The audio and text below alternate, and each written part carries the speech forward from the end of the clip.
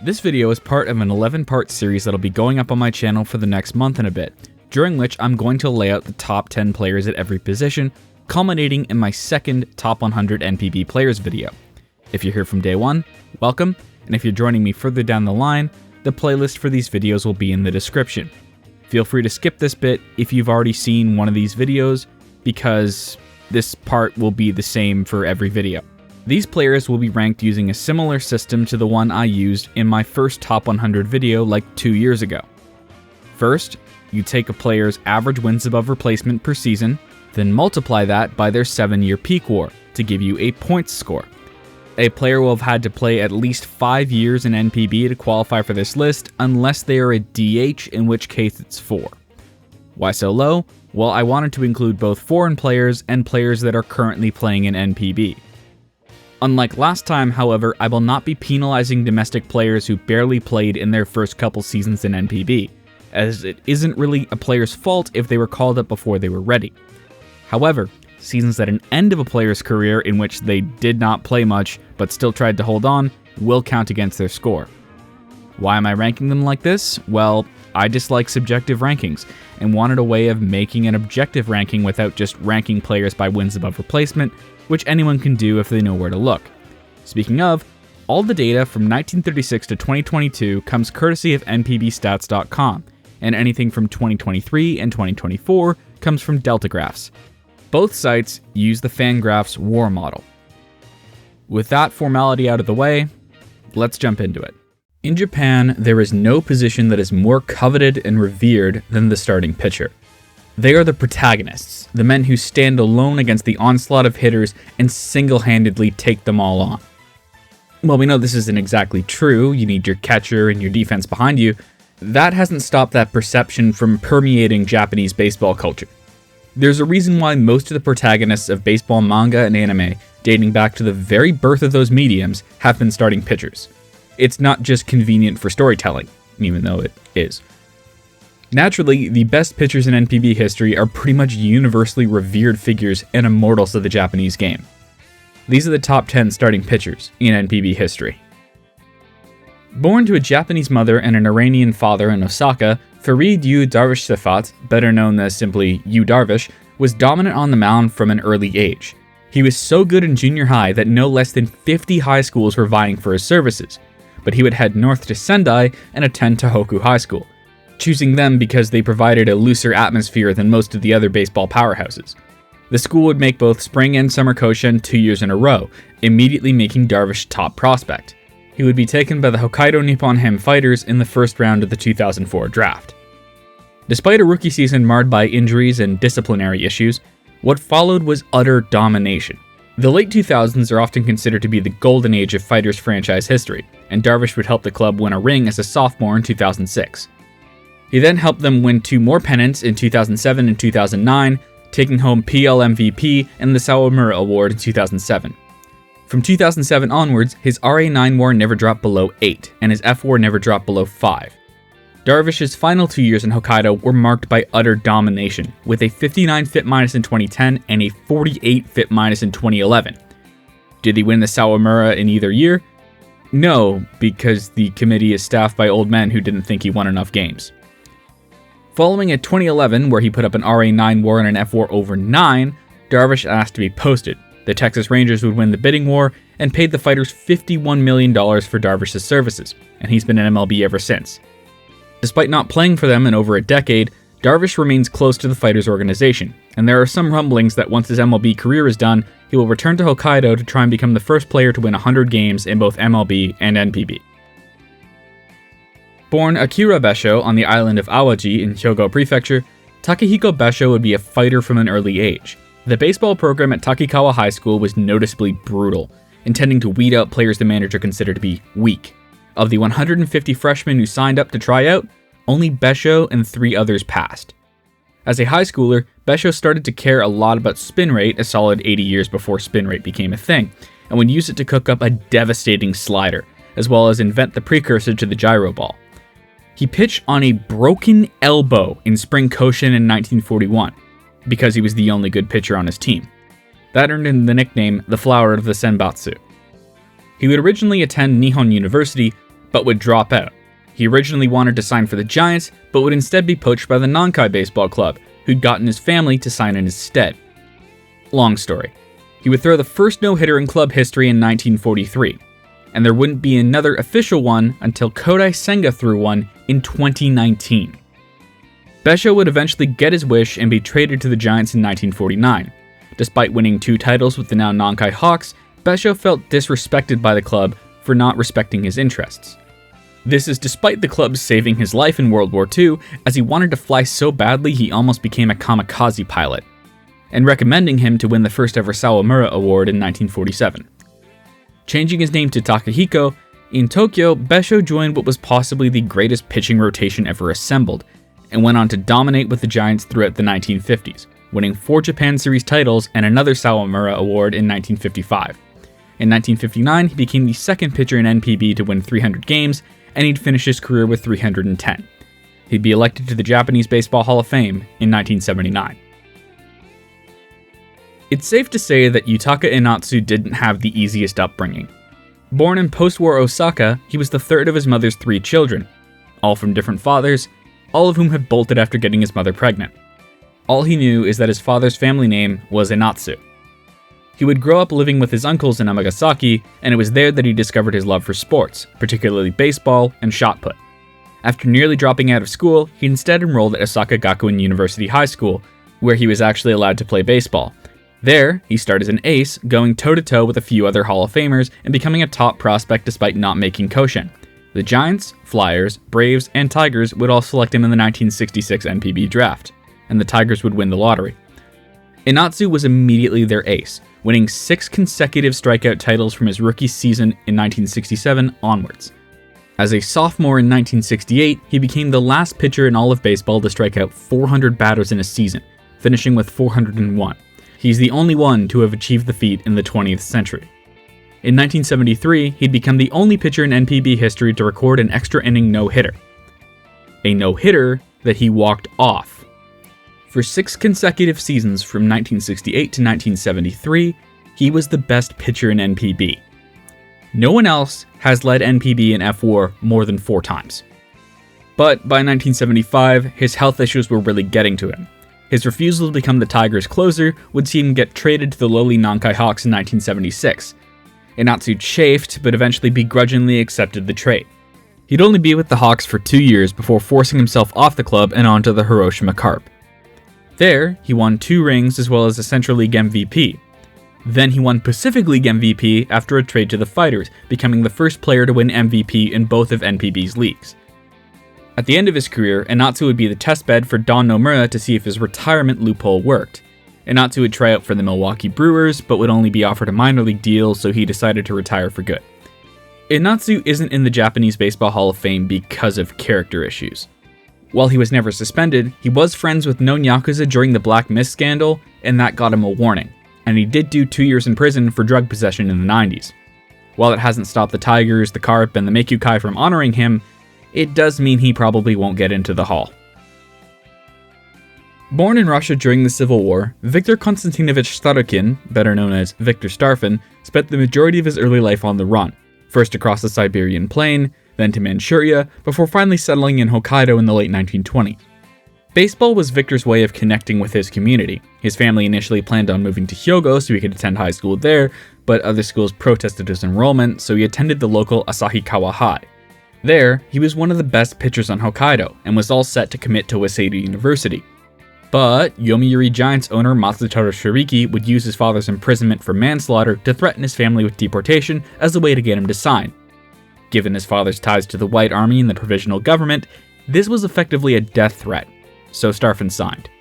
Starffin went on to become the ace of the Giants throughout the 1930s and early 1940s, with his Russian heritage ironically protecting him from getting drafted, although he was forced to change his name to Hiroshi Suda. His 1939 season remains the best pitching season in Yomiuri Giants history, winning a record 42 games and putting up 11.8 WAR.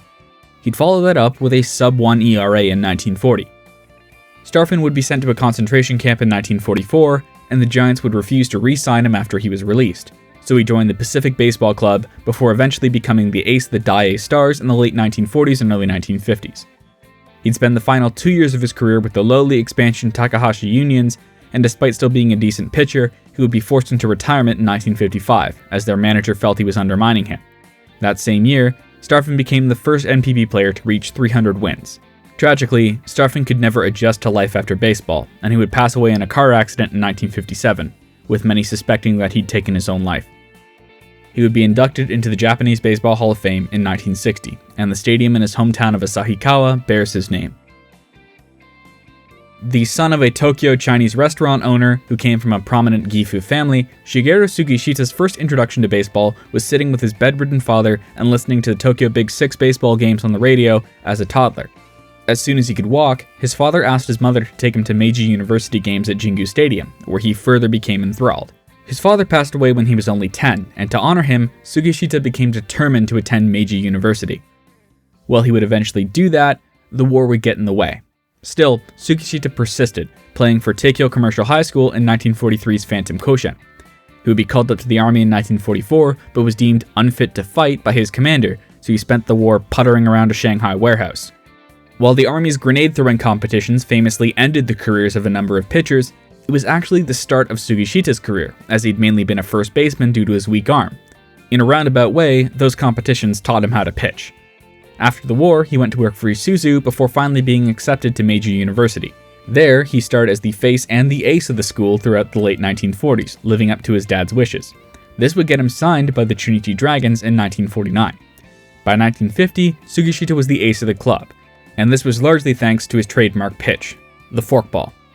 He became the first Japanese pitcher to get the most out of the pitch, and became the first player to win 2 Sawamura Awards, doing so back-to-back in 1951 and 1952.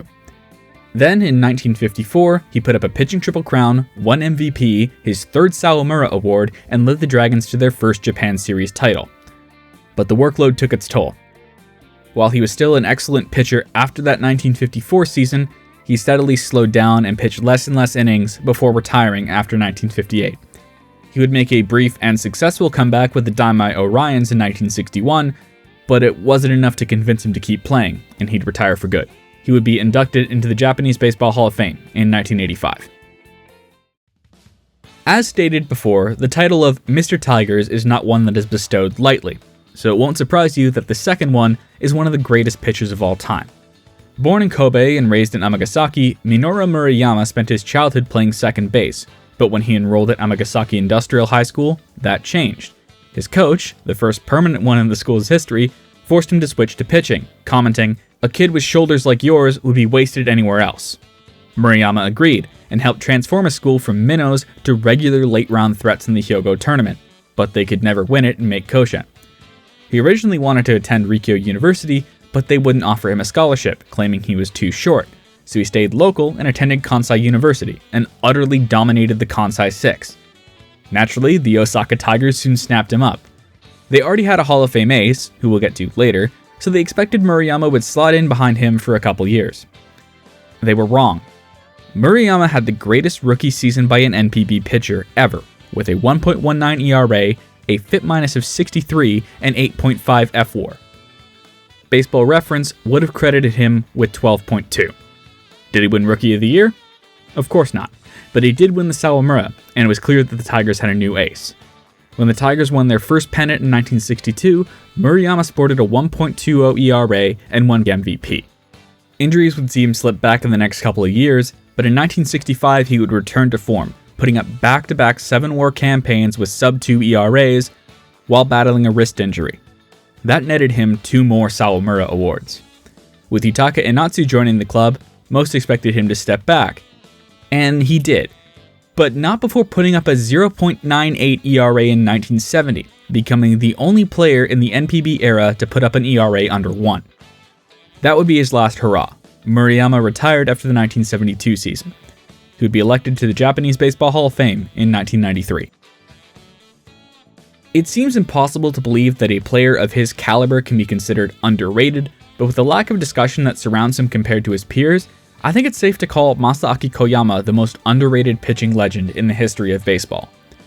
The son of a calligraphy teacher from Akashi, Hyogo, Masaaki Koyama originally enrolled at Takasago High School in 1950, which had only gone co-ed the year prior. That meant their newly formed baseball team was a complete footnote. Koyama would dominate, but the team didn't go anywhere. Knowing his son's potential, his father wrote letters to the Osaka Tigers and the Yosho Robins to try and get him a tryout. The Tigers would sign him to a minor league deal in 1953, originally only intending to use him as a batting practice pitcher. Against all the odds, Koyama would make his debut with the big club that year and proved solid enough to stick around. His breakout would come in 1956 when he put up the first of 3 sub-2 ERA seasons in 4 years. His time as the ace was short-lived, however, with the emergence of Minoru Murayama. The two didn't exactly get along, and that showed in 1962 when the Tigers won the pennant. Murayama got MVP, Koyama got the Sawamura. Both thought they deserved both awards. Koyama would proceed to have a mediocre 1963, which led to Murayama winning the power struggle. So Koyama would be dealt to the Tokyo Orions along with Mike Solamko for Kazuhiro Yamauchi and Toma Owako. Koyama immediately became the ace of the Orions, completely unfazed by the tight confines of Tokyo Stadium and the comparative lack of prestige. He would be the face of the pitching staff when the club won the 1970 PL pennant, which many consider to be his final hurrah. He would spend the final year of his career with the Taiyo Whales after refusing to follow the Orions to Sendai. His 320 career wins ranks second in NPB history, and his 3,159 strikeouts ranks third. He would be inducted into the Japanese Baseball Hall of Fame in 2001. Statistically, the greatest pitcher in NPB history, if I were listing off players purely by WAR and nothing else, Masaichi Kaneda would be number 1. Born Kyunghong Kim to Korean immigrants in the suburbs of Nagoya, Kaneda was unable to play baseball until junior high thanks to the war, but once he did, he quickly became the best pitcher in Nagoya. With the JPBL's expansion into NPB, many of the new teams started to try and raid the high school ranks for talent, and after losing in the Aichi qualifiers in 1950, the 17-year-old Kaneda would drop out of high school and join the Kokutetsu Swallows. What followed was a decade of domination. With a fastball that could reportedly reach 100 miles an hour, Kaneda became carving up NPB lineups with reckless abandon. In his first half season with the club, he would strike out over 100 batters. From then on, he would never have fewer than 200 strikeouts as a Swallow. That netted him 10 strikeout titles in a 14-year span. Kaneda would become the first to win 3 consecutive Sawamura Awards from 1956 to 1958, capping it off with a pitching triple crown. As the 1960s dawned, the Sankei Shimbun would buy into the Swallows. Sankei had a habit of publishing, let's just say, tasteless columns about the Korean-Japanese community, so Kaneda would start to look for a way out. At this point, he had already broken Walter Johnson's strikeout record and had offers from some MLB teams, but turned them down because the pay wasn't much better, and he wanted to reach 400 wins solely in NPB. The final straw would be the Swallows moving into Meiji Jingu Stadium. Kaneda would demand a trade to the Giants. While the last 5 years of his career were not great by his standards, he still won an ERA title and 5 Japan Series titles. Kaneda would be forced into retirement after winning his 400th game, as the Giants wanted to make space for younger arms, and Kaneda, even though he didn't want to admit it, was washed. Kaneda would be elected to the Japanese Baseball Hall of Fame in 1988, the year after Nolan Ryan broke his strikeouts record. God, Buddha, Inao. To get a headline like that written about you, you have to be a special kind of player. And that's just who Kazuhisa Inao was. The son of a fisherman from Beppu, Inao was literally born at the fish market when his mother was selling his father's catch. As you can imagine, he didn't grow up in the wealthiest of households, so his father began taking him out fishing at a young age. The constant rowing is what Inao later credited for his legendary endurance. Inao was more than willing to follow in his father's footsteps. But then, Beppu's Hoshino group won the Intercity Baseball Tournament. Inao idolized their ace Atsushi Aramaki, and when Aramaki was snapped up by the Mainichi Orions soon after, Inao felt that pro baseball wouldn't be such a pipe dream after all. He would attend Midorigaoka High School and help them make several deep runs at local tournaments. This got him noticed by the Nankai Hawks. He was all set to sign with them, but then the Fukuoka-based Nishitetsu Lions contacted him. Wanting to stay in Kyushu, he signed with the Lions without a second thought. Joining a team that was arguably the best in Japan at the time, it was thought that Inao would take his first year slow and learn from his peers. Nope, he set the Pacific League record with a 1.06 ERA and 262 innings of work, netting him Rookie of the Year as he led the club to their first Japan Series. The next 2 years would see him grab 2 more, winning PL MVP both times and a Triple Crown in 1958. He wouldn't finish a season with an ERA over 2 until 1960. He immediately followed that down year by putting up another pitching triple crown, in which he put up a 1.69 ERA in 404 innings. Inao would nearly win a third triple crown as he led the Lions to their final pennant in Fukuoka in 1963, losing the ERA title to Masahiro Kubo. It was then that the workload finally caught up with him. He would miss almost the entire 1964 season. While he would grab one more ERA title in 1966, he was never the same again, and he would retire at just 32 years old in 1969. He would be inducted into the Japanese Baseball Hall of Fame in 1993. Quick question. What would you consider to be the greatest single-season performance in baseball history? Babe Ruth in 1923? Barry Bonds in 2002? Maybe Fumio Fujimura, Roger Clemens, or Dong-Yul Sun are more your speed? Well, no. Solely compared to their peers, it's Jiro Noguchi, and it's not even close. Born in Nagoya in 1920, Noguchi was the second of 4 brothers, all of whom would become pro baseball players. Attending prefectural powerhouse Chukyodai, Noguchi helped them win Summer Koshin in 1937, and then Spring Koshin in 1938. This would get him noticed by Hosei University, and he enrolled there the following year. But he wouldn't stay long. The Tokyo Senators would seek his services, and he'd sign with them in 1939.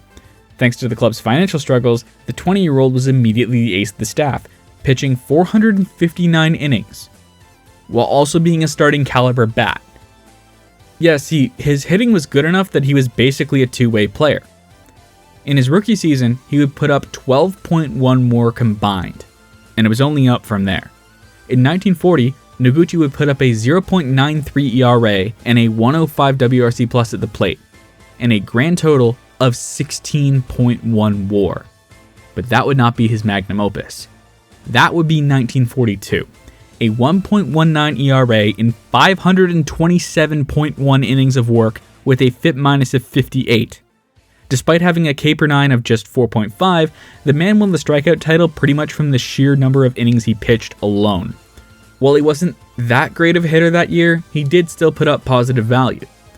That year, he also played in the longest game in Japanese baseball history, a 28-inning 4-4 tie against the Nagoya Baseball Club. He and Michio Nishizawa pitched all 28 innings. He finished that year with 17.1 WAR. Noguchi would be drafted after the 1943 season, and since his old team was denied readmittance into the JPBL post-war, he joined the Hankyu Braves. While he wasn't an ace anymore, he remained a productive pitcher throughout the 1940s, and also put up a 31-game hit streak in 1946. Some discount this record because their games weren't all consecutive, and it wouldn't be officially recognized until 1991, long after it had been beaten by Tokuji Nagaike and Yoshihiko Takahashi, but it still sits third all time. Noguchi would retire in 1953 and would be inducted into the Japanese Baseball Hall of Fame in 1989.